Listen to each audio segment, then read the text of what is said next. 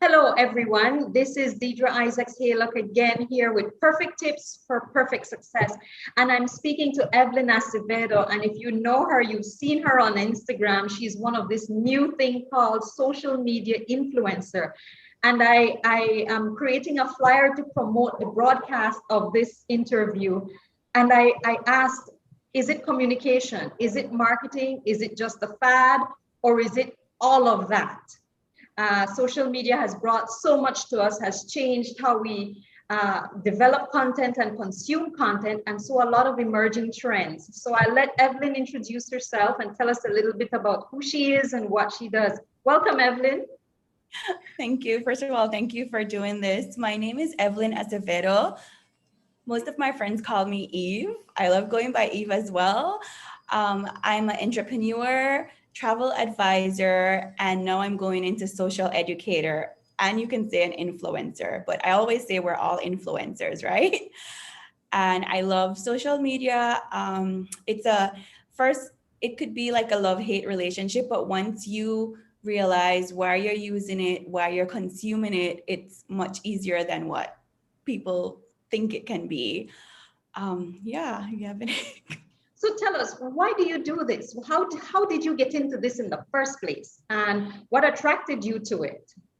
So I believe back in 2014, like we all have social media and we go on it. And in 2014, I started doing more solo traveling, and I noticed like it wasn't, people weren't sharing it as much. And as I started traveling and sharing my travels, people were like, whoa, you're traveling alone. And I'm like, yeah. And I started giving out tips of how I bought my tickets, what was the more affordable side of how I did it, like all the little tips, and just traveling all over the world. And people would contact me and be like, and ask like for my contacts, information, any tips I had, which also led into me curating itineraries for people. And then when I moved back to Belize in 2017, I started exploring Belize, going all over and sharing it on social media, and also got a lot of contacts and people asking me, well, what do you suggest with, and that's how it led me into doing specialized itinerary,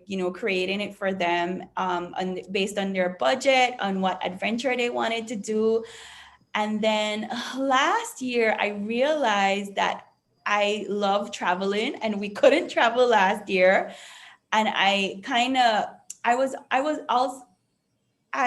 dipped into the influencer part of things where I would share where I got stuff. Cause again, we're all influencers some type of way. Somebody influenced you to get a certain glasses or, something. And that's when I dipped into influencer and started doing, creating content based on that. I started asking myself, okay, I want to post something, but I want to post something that's of value and has a lesson in it. And that's when I kind of shifted to it. I got a mentor, I got a business coach and started learning more.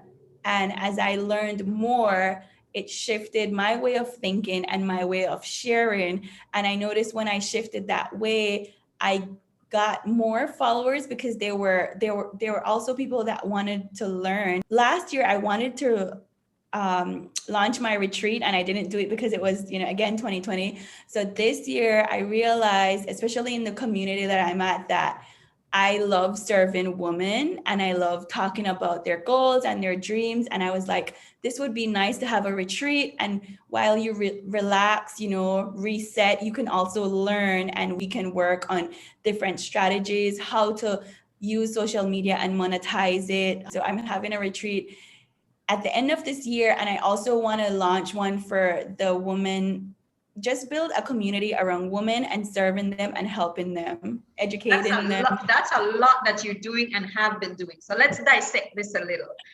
Let's look back. Was marketing and communication your background? What's your background? And is this something you always knew you wanted to do? I went to school for business administration. So I did a little bit of marketing but nothing with communications, like maybe a business communication class, but I was so shy. Like I remember when I first started sharing on social media, I never did stories because I was like, first of all, I can't talk. I have an accent. they're going to laugh at me. So it was like a bit of imposter syndrome.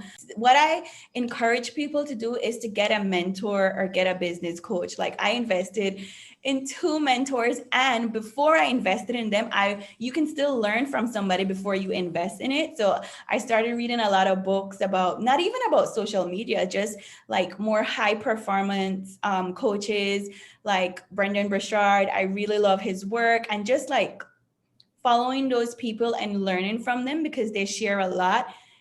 How did you get how did you get over the shyness and the self-consciousness to get to the point where you actually could turn on the camera and speak and get your message across? How did you do that?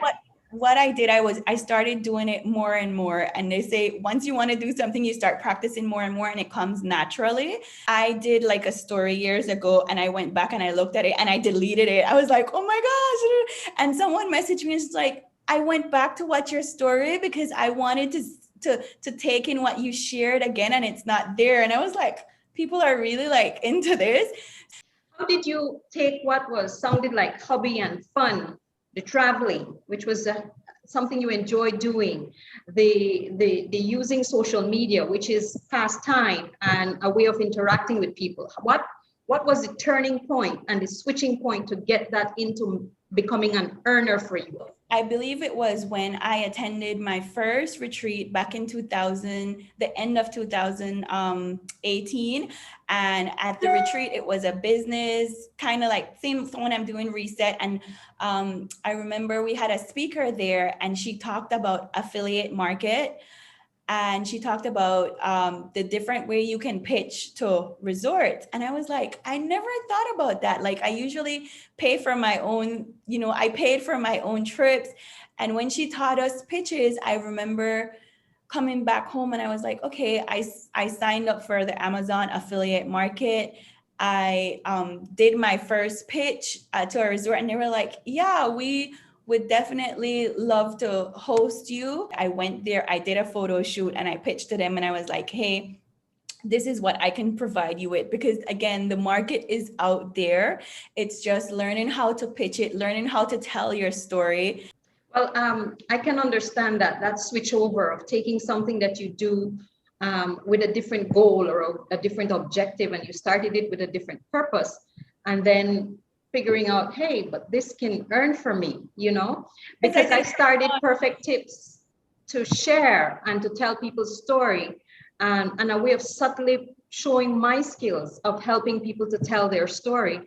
And I've had several people come to me and said, are you charging for that? And I'm like, no, I do it for fun. I do it to give back. I do it to self-promote a bit and to help other people promote themselves. And they're like, but you could charge for that and you could sell that. And then another media person that first trained me when I went on the media said to me, Deidre, why don't you try to let a media house pick it up? I mean, all of these things, they're in the back of my mind, but I haven't made the jump. And you're right, the imposter voice comes in and you start saying, oh, but it's just me in front of a light and my computer in my little office. The quality is not studio quality. And then you start finding all the reasons to delay the decision. And that's what happened with me. I was traveling because that is my passion. I wanted to help women who have their business or not even like maybe have a 9-to-5, but have something that they're passionate about and want to go there. And I was like, wow, I can teach them. You can't do something if it's not your passion. And do not focus on the likes. Do not focus on the comments. Because a lot of people are just watching and they won't comment. I've had people message me to coach them that have never liked a picture, have never said anything. So don't focus on the like, don't focus. And yes, you'll get that, oh, nobody liked, because you put so much work in creating something, right? Content creators, there's so much, it's underrated the amount of work you have to do. And when you put out something and you don't get, the comment or the like, that for me, that's learned experience. I go back and I'm like, okay, how can I change this message? What didn't I do? Why wasn't it receivable? Why didn't people really like it? And I learned from. Let's get real. We're talking a lot here about our high reel and the things that look beautiful, and that let people said, oh yeah, but then there's always the question behind, but there's got to be a low reel. So let's talk about the low reel, and how did you bridge that? When I first sent my pitch, I think I sent like 5 pitches, and out of the 5 I only got like 2 yes, and the other 3 were like no. I remember one of them said, I think you're asking for a free weekend. And it was not like that at all. So trust me, it is not all, you know, glamour or anything. You will get no's, a lot of no's, but again, you go back and you look, okay, maybe I'm not ready for this yet. Last year, right before the pandemic, I decided that I was having my wedding and in April, and I decided that I didn't but I didn't see anything that I wanted for my wedding. And I went, and I remember talking to him about it. And I'm like, what if I invest, get the things that I want, and then after the wedding, I turn it into a business, right? So I went and I got everything from chairs. I think I have 400 chairs in stock. I have 12 tables, napkins, everything for rentals and for wedding, right? And then March happened and the pandemic happened and everything, we had to postpone our wedding. And I was like getting ready to launch. Like I have all my money tied up and I have all these chairs and there's nothing because again, there's a shutdown. You can't rent anything. And it was like, first of all, I had to postpone my wedding. So that was already a blow. And then second of all, I had all this inventory just sitting there on money that I took out to invest. But then again, a lot of people were losing their life. So I had to be, grateful that I still had my family members.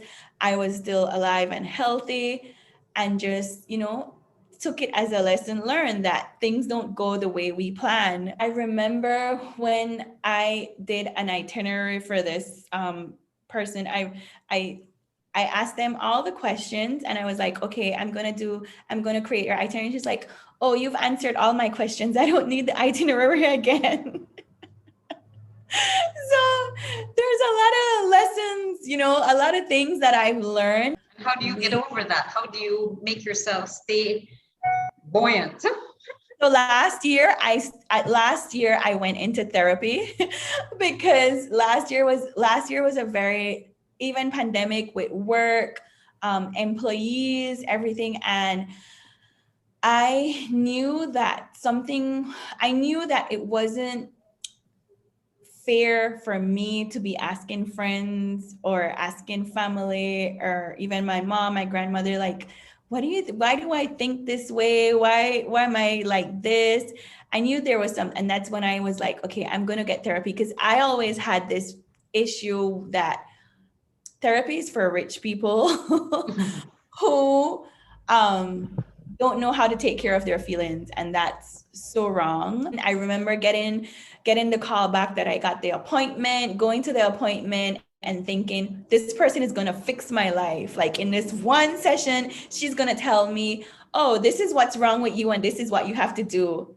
And I think it was the 15th session in, I was still trying to figure out how do I fix this. My biggest tagline is I want to be the person I needed when I was younger.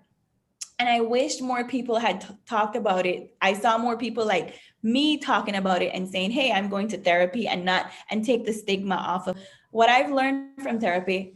I always tell people, picture you're an onion and you're this onion going to therapy and there's layers and layers coming off of it. And that's what me, I had layers and layers of trauma, triggers, everything from childhood, everything from why I think the way I think, my mindset. And so I'm still the onion and we've took a lot of layers off, but I still go every week. I believe that if I didn't get the help that I've gotten, I wouldn't have come this far and I wouldn't have been able to deal with the hard days. The second thing I do, I have like if you look here, I've done a to-do list for today. But what I do for that to-do list, I put the top 3 things that I need to get done today. And if I do one out of that of the top three, I feel good about myself. For me, self-care is journaling. I started last year, I started journaling every day. Even it was for 5 minutes. And people are like, but what do you got to say for 5 minutes? I'm like, you think about it too much. Journaling can just be a conversation. So I make sure I journal, and I'm I love to eat. So I'm very, very active. I work out to eat. I know that's not good to say, but that's me. Now, you mentioned something earlier that you were in business and you're Yes, in business with your husband. yes. Let's talk what that is like and what is that business that you guys engage in and how that works out. Yeah. I love to talk about this. My friends are gonna laugh because we always talk about it to them when we're in a setting. So he started the business, I believe, in 2008. We met 2009, and we did long distance for 8 years. In 2016, we talked about what like we were doing long distance, and he was like, okay, are we going to keep doing this? And I was like, well, I have my dream job. I'm living in New York. I have my own apartment. I'm debating if I want to buy a house there. What do I want to do? I'm making the six figures, the dream job that I've always like never thought little old me from Belize can come here and be somebody. And I remember making the most money in my life, but also being miserable and so unhappy, overworked, underappreciated. And I was like, well, maybe this isn't for me. And I remember we were talking, and he was like, well, I'm thinking about expanding the business, implementing, getting more products. It's an offer if you would like to invest. And I was like, I don't know about that. Like, we're not even married. Like, I'm going to have to invest this big amount. And I remember talking about it, praying about it. And I told him, yeah, let's do it. So when we started working together, there wasn't really structure. And I think what was one of the benefits was he was always an employer and I was always an employee. So coming together, I could have told him, this is what you do as an employer. Not that he didn't know, but I just felt like the business needed some structure. Employees needed some structure. And that's when I came in and I did more the human resource part of it and help the business with the structure. I'm hearing you saying that there's some balance, although it's Yes, elusive, between the two of you and what you're good at and what your experiences brought to the yes. table. I'm not good at negotiating. Don't put me to negotiate. He has to do that. Like, I'll mess it up if it's that part. So we both bring a balance. People always ask, isn't it hard for you guys to work together? And I think at first it was because I couldn't get him to see what I was seeing, and he couldn't get me to see his part. So we had a lot of hard conversations, a lot of back and forth in the way we would want to go. I believe the good thing was that we both wanted it. Now, Eve, what you do is you have a lot of things going. So you have a lot of initiatives going, from the travel social media influencer to now the social educator, the retreat you're planning, and we're going to talk a little bit about that, and then the business with your husband. And so people would say that's too many pots on fire. It flies in the face of conventional wisdom to have so many things I like going how on you're at the calling same him husband time. already. I have to get used to Sorry? that. I like how you're calling him husband already. I have to get used to that. Okay. Well, he almost is, right? The wedding is just around the corner, and you guys have committed in every other way possible. So, Yeah. what would you say is the one learning that, or maybe the top three learnings that you've gained that anchors you and allows you to keep all of this going?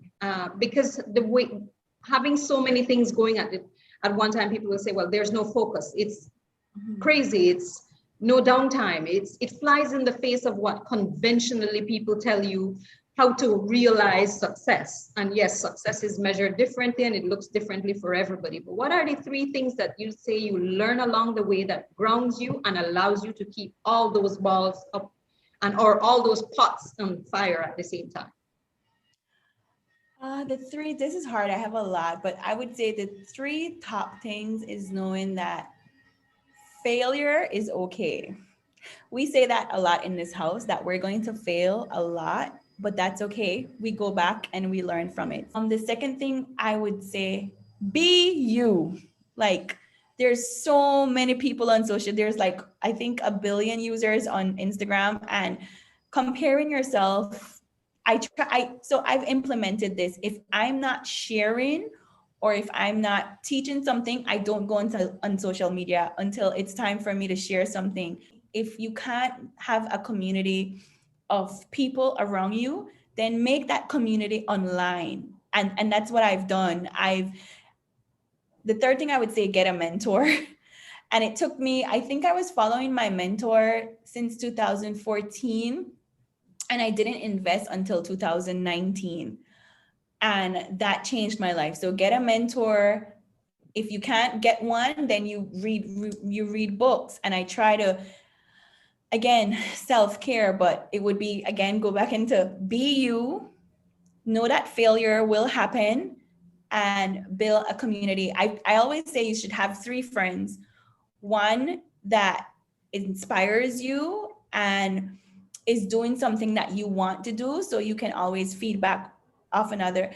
The second would be somebody that's not doing what you want to do, because you still want to have a friendship. And the third, someone that you can help, someone that you can serve, someone that you can teach.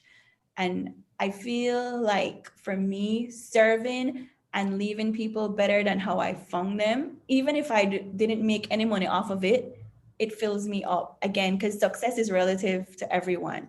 And for me, that's success, leaving someone better than how I found them. We've been talking for a little bit, and we've been talking about the business, but never mentioned what is the business. Tell us your business name and what is the business, so that we can then, people at least get that out of what we're chatting about as well. Yeah. So I have the rental company, Exquisite Rentals. And then the business that I do with my fiance is called Supplies Plus Distributors. And we import everything electrical, from lights to wires to, fixtures. He does the electrical, I do more of the fixtures. We're located in Belize City, and we do retail and wholesale. Okay, so let's talk about the retreat. You said you're doing this retreat, and normally we hear that word as it relates to church, but this is not church. No, this is a different kind of retreat that you're doing. So tell us a little bit about that retreat and why you're doing it and what you hope to people gain from it. Sure. So I didn't learn, I've always saw the girls retreat, but I didn't, I used to always say, but I can go to that country on my own, or I can do this on my own. And it wasn't until I invested in one in 2019. There was a lot of things I gained from that retreat, but it was, again, a community of women that are from all different walks of life, learning, because we had workshops, and again, chilling out, like relaxing, resetting. So I decided the end of 2019 that I had been to 3 retreats already, and I was like, wow, I can do this right here, because I'm getting the tools, I'm learning, and I can provide it. And again, I always tell people, your destination is a destination. And I'm so lucky and blessed to be living in Belize, which is one of the best destinations. And I realized that, okay, I can do a retreat in Belize. And again, I know, when, like what you said, when we heard retreat, it was more of church, and you go to retreats for church, but this isn't like that. Like, it's a business. I call it a luxury business retreat, because what I'm providing is, a very nice resort, all in, everything. From the minute you land until you leave, I take care of everything. So food, tours, we do a tour every day. We also do a workshop every day. And again, the girls get time to relax and lunch. Let's talk about the workshops. What are the topics at the workshops? So the biggest one I wanted to work on was the mindset, right? Talk about our mindset, because again, we all go through imposter syndrome. So mindset would be one, and talking about how you can, basically what I kind of did here, but more in depth, how you can have a passion and change it into a brand. And the third one would be like, if you're there and you're a yoga person, we can create content around that. So I can go over your content, go over a strategy. If you're into social media, how would you want to go about that? And again, we create content around it. So when you leave with an open, you leave relaxed.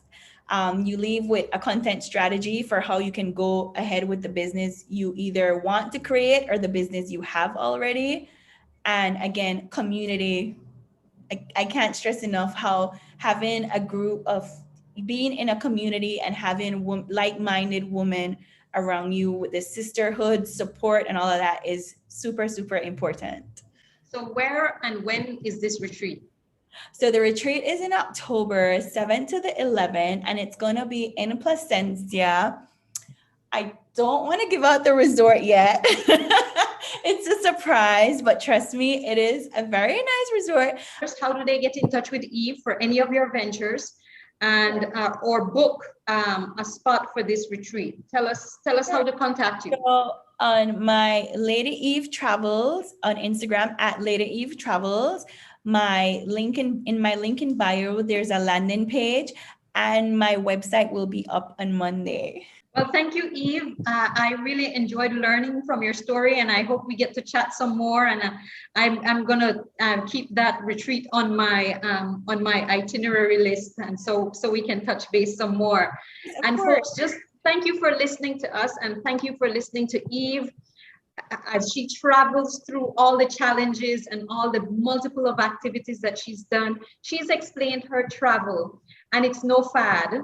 It's creative communicating, creative marketing, creative management of life and business, and just using all of that, packaging all of that together and presenting it on our social media that has become so ingrained in our lives, and presenting opportunities for you to learn, for you to benefit from her. And at the same time, she's earning. So look out for Lady Eve Travels and all her many ventures. And I want to thank her, and I hope that that energy and everything stays. Thank you again, Eve. We all have a story, and every one of our stories are unique. Like each one of us have a story, and telling your story in a way that you want and being you is the most important thing you can do for yourself. There you have it, folks. Perfect tips for perfect success. It's about telling your story. It's about sharing your story, and hopefully that other people learn from your story. And we all tell our story in different ways. So exactly. We'll talk again sometime. Enjoy. All right. Bye. Bye.